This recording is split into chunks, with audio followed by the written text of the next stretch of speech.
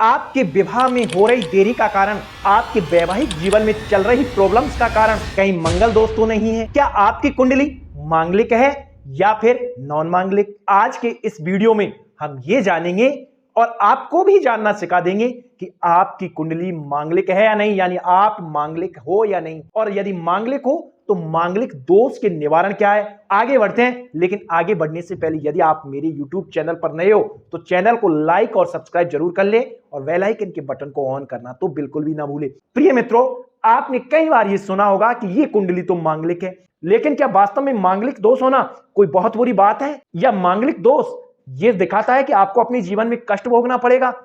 जी नहीं, ऐसा कदापि नहीं है। सबसे पहले हम ये समझते हैं कि मांगलिक दोष होता कैसे है।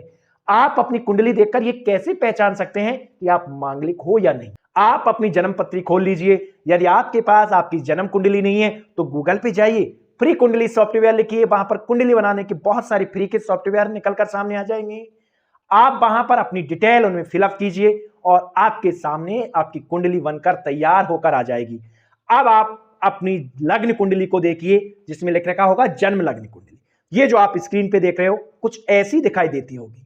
ये 1 से लेकर जो 12 लिख रखा है, ये कुंडली के 12 भाव होते हैं। इनको हम एस्ट्रोलॉजी में भाव कहते हैं। जहां 1 लिख रखा है ये कुंडली का पहला भाव, 2 लिख रखा है ये दूसरा भाव, 6 लिख रखा है ये छठा भाव, 12 लिख रखा है ये 12 भाव। इस प्रकार से जन्म कुंडली में 12 भाव होते हैं।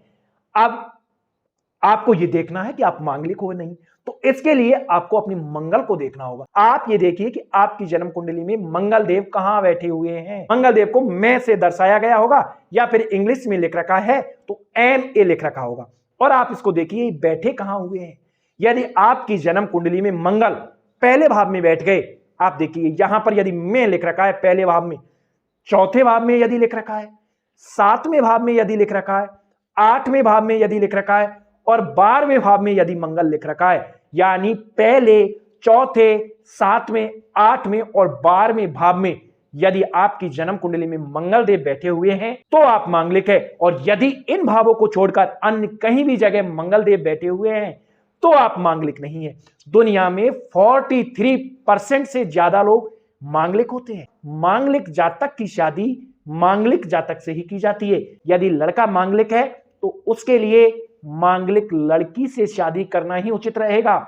यदि लड़की मांगलिक है तो उसके लिए भी मांगलिक लड़के से शादी करना ही उचित रहेगा। मंगल जब इन भावों में बैठ जाता है, पहले भाव, चौथे भाव, 7वें भाव, 8वें भाव और 12वें भाव, तो व्यक्ति की एनर्जी लेवल को कुछ हाई कर देता है। अब जब आपका पार्टनर नॉन मांगलिक है और आप मांगलिक है तो सबसे बड़ी प्रॉब्लम देखी जाती है, वो ये देखी जाती है कि आपका एनर्जी लेवल हाई रहता है, आपके पार्टनर में उस लेवल की एनर्जी नहीं होती। तो यहां पर फिर मिसअंडरस्टैंडिंग होती है, एक दूसरे को अच्छी तरह समझ नहीं पाते हैं। इस तरह से फिर वैवाहिक जीवन में भी समस्या आती है।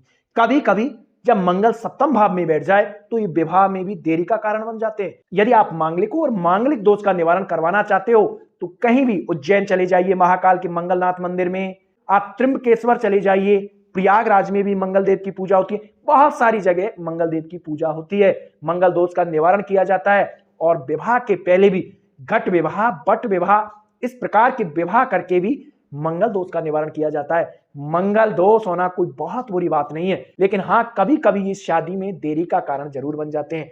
आप मुझे कमेंट्स करके ये जरूर बताएं कि आपके मंगल देव जन्म कुंडली के कौन से भाव में बैठे हुए हैं। और यदि आप ये नहीं समझ पाए हो कि आप मांगलिक हो या नॉन मांगलिक, तो आप मुझे कमेंट्स में अपनी डिटेल लिखकर छोड़ दे। मैं आपकी कुंडली देखकर आपको बताऊंगा कि आप मांगलिक हो या नॉन मांगलिक। मेरे द्वारा दी हुई जानकारी यदि आपको अच्छी लगी है तो वीडियो को लाइक करें, चैनल को सब्सक्राइब करें और हो सके तो अधिक से अधिक संख्या में इस वीडियो को शेयर भी करें। आज की वीडियो में इतना ही। जय श्री कृष्ण, नमस्ते।